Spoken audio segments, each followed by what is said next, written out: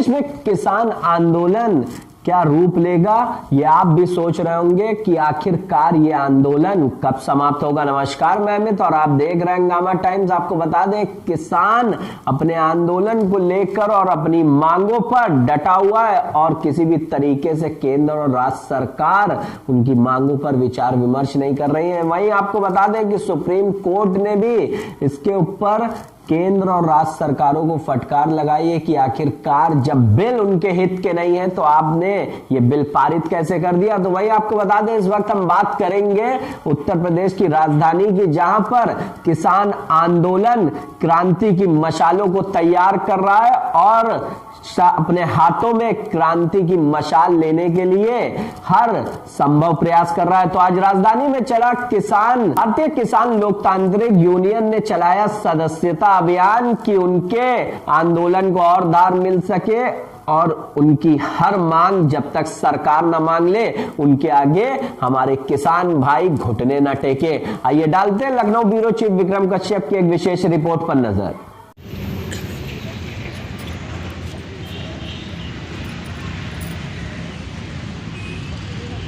उत्तर प्रदेश और भारत में जिस तरह से किसान आंदोलन, किसान अपनी मांगों के लिए लगातार महापंचायत कर रहा है और किसानों की समस्या पर जहां पर केंद्र सरकार अभी तक सारी वार्ताएं विफल हो चुकी है, वहीं पर भारतीय किसान यूनियन लोकतांत्रिक अपने संगठन का विस्तार भी कर रहा है, जहां हमारे साथ इनके प्रदेश अध्यक्ष मनीष यादव हैं, जिससे जानते हैं कि आखिर क्या कहने वाले हैं। आज जिस तरह से अपने किसान भाइयों को जोड़ने का काम कर रहे हैं संगठन, और जो धरना प्रदर्शन चल रहा है कि कृषि बिल को लेकर, उसके लिए भी आंदोलन तेजी करते जाए। मनीष जी, आखिर बताएं आज किस तरह के नए पदाधिकारियों को जोड़ा गया है?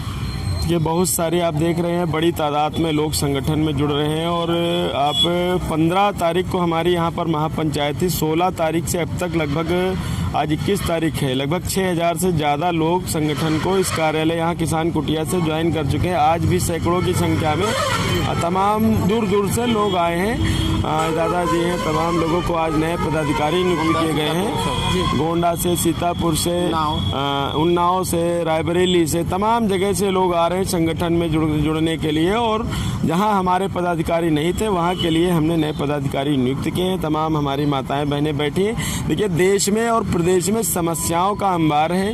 तमाम माताएं बैठी हैं, उनके पास मकान नहीं है, किसी के पास शौचालय नहीं है, किसी को पेंशन नहीं मिल रही है, किसी बच्चे स्कूल नहीं जा पा रहे हैं, राशन नहीं मिल रहा। तो समस्याओं का अंबार है और उत्तर प्रदेश सरकार लगातार झूठ बोलने का काम कर रही है कि उत्तर प्रदेश की जनता पूरी तरीके से खुशहाल है। तो इसलिए संगठन का विस्तार भी करना है और संगठन में जुड़ने वाले लोगों की मदद करके सरकार की जो योजनाएं हैं वो गांव देहात तक और अंतिम छोर में जो गरीब व्यक्ति है, हमारा गरीब माताएं बहनें हैं, उन तक उन सरकारी योजनाओं को पहुंचाने का काम संगठन के द्वारा किया जाएगा। इसी कड़ी में हमने ये ममता राजपूत जी हैं, इनको लखनऊ जिले का महिला प्रकोष्ठ का जिलाध्यक्ष नियुक्त किया है।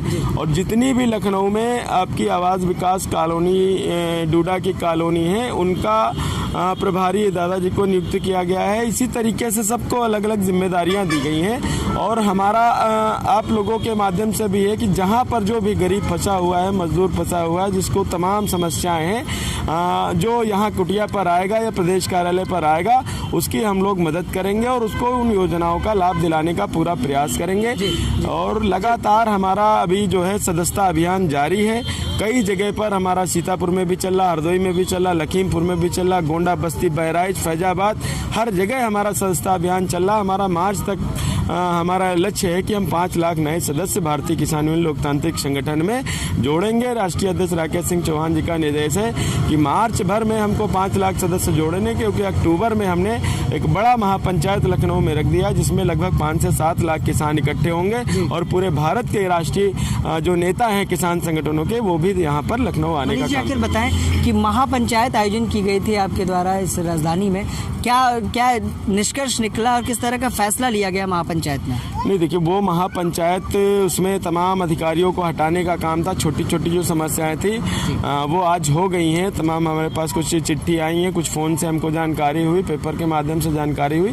लेकिन जो 3 कृषि कानून हैं वो जो है दिल्ली सरकार, केंद्र में जो सरकार बैठी है, उनको वापस करने हैं और ये लड़ाई तब तक चलती रहेगी जब तक वो तीनों काले कानून वापस नहीं होंगे। ठीक है।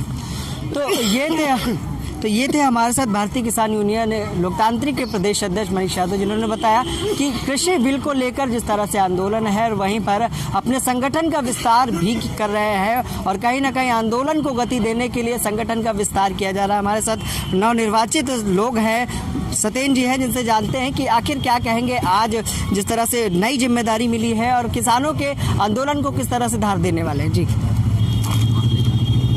मैं किसान यूनियन से आज जुड़ा हूं और मैं इस संगठन में जुड़ने के लिए सबको बधाई देता हूं। दूसरी बात, इस संगठन के माध्यम से मैंने सरकार तक पहुंचने की कोशिश करूंगा, जो कि सरकार हम लोगों को झूठा आश्वासन देकर के अंधकार में रखा है। जी, हमारी ये 3 जो मांगे हैं वो पूरा नहीं होगा तो हम दिल्ली के लिए भी कुछ कर जाएंगे, नहीं तो मुख्यमंत्री के आवास तक कुछ करेंगे।